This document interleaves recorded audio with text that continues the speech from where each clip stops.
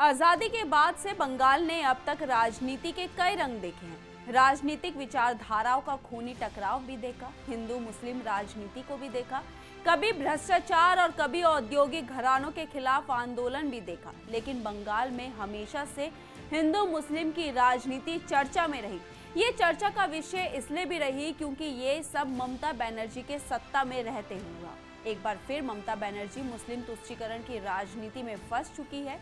क्या है पूरा मामला, डिटेल में आपको समझाएंगे, लेकिन उससे पहले आयुन भारत को जरूर सब्सक्राइब कर लीजिए। नमस्कार, मैं मंजू रुधियाल और आप सभी का स्वागत है आयुन भारत। दरअसल पश्चिम बंगाल में मुस्लिमों को आरक्षण देने के मामले ने तूल पकड़ लिया है। ये मामला अब सुप्रीम कोर्ट पहुंच चुका है।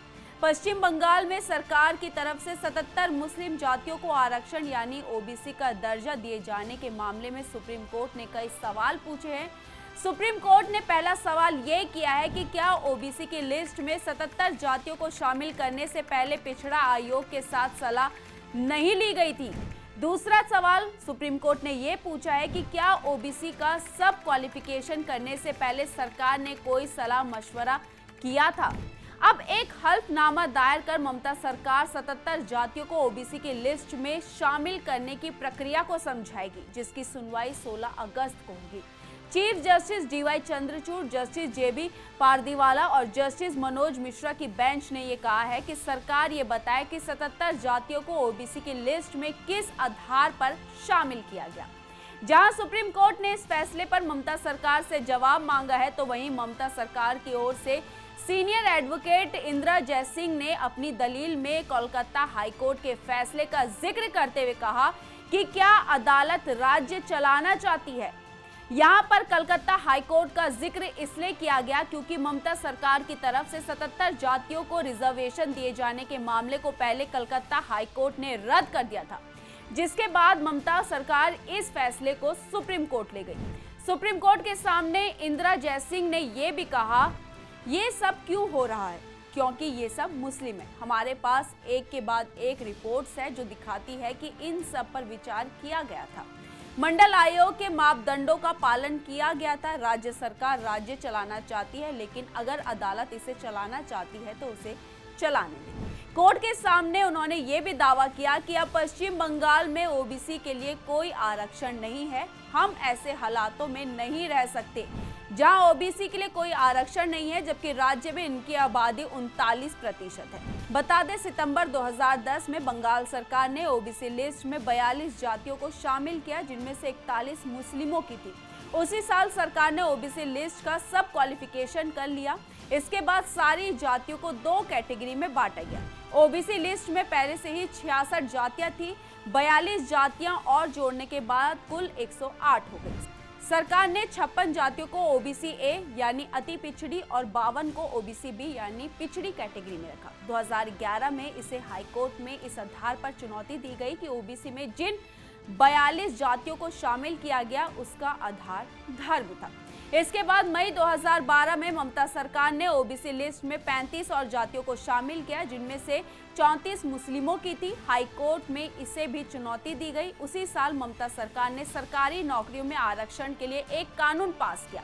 इससे ओबीसी लिस्ट में शामिल सभी 77 नई जातियां इस कानून के शेड्यूल 1 में शामिल हो गई और उन्हें आरक्षण मिल गया।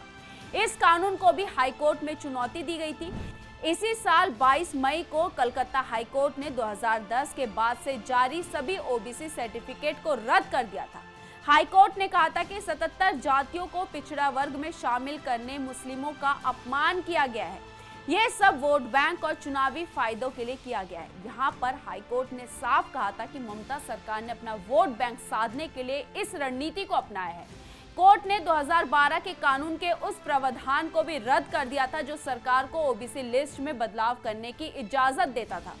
सिर्फ एक वर्ग को साधने के लिए कैसे ममता सरकार अपना वोट बैंक बना रही है, इसे आप ऐसे समझ सकते हैं कि 2011 की जनगणना के अनुसार पिछले 10 वर्षों में पश्चिम बंगाल की मुस्लिम आबादी में बेहताशा वृद्धि हुई है। जनसंख्या के मामले में मुस्लिम समुदाय पश्चिम बंगाल में 3 जिलों में सबसे आगे है। मुर्शिदाबाद की मुस्लिम आबादी 47 लाख और हिंदुओं की 23 लाख है। मालदा में 20 लाख मुस्लिम और 19 लाख हिंदू है और उत्तर दिनाजपुर में 15 लाख मुसलमान, 14 लाख हिंदू है। अब आप खुद देखें कि सिर्फ एक धर्म को लेकर ममता सरकार पूरे बंगाल को चला रही है। आप जानते हैं कि किस तरीके से पश्चिम बंगाल में हमेशा से हिंदू मुस्लिम की राजनीति होती है, हिंसा की मेन जड़ वही होती है, लेकिन फिर भी ममता बनर्जी अपना वोट बैंक साधने के लिए सिर्फ एक वर्ग के लोगों को बेहताशा फायदे पहुंचाती है। अब आप खुद देखिए कि क्यों ममता सरकार एनआरसी का विरोध करती है, क्योंकि वहां पर रोहिंग्या मुसलमान, बांग्लादेशी मुसलमान रहते हैं और अगर वो अपनी नागरिकता के लिए आवेदन करेंगे तो साफ हो जाएगा कि वो इस देश के नागरिक नहीं है, लेकिन ममता सरकार उन्हीं का समर्थन करती है। ऐसे कई बार मामले सामने आए थे जब ममता सरकार ने खुलकर, या ये बोले कि ममता बनर्जी ने खुलकर मुसलमानों का समर्थन किया था और बंगाल को ममता बनर्जी वही बनाना चाहती है। इस पर आपकी क्या राय है? अपनी राय हमारे कमेंट बॉक्स में जरूर लिखिएगा और इस वीडियो को ज्यादा से ज्यादा शेयर कीजिए। धन्यवाद।